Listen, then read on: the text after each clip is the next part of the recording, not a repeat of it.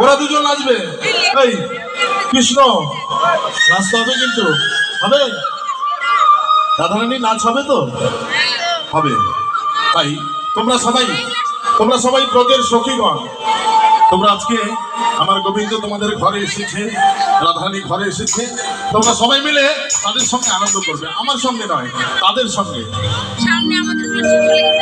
Hello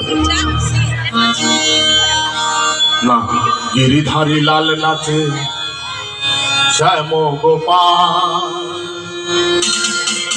রাধার রমণী নাচে দিয়ে তালে তাল।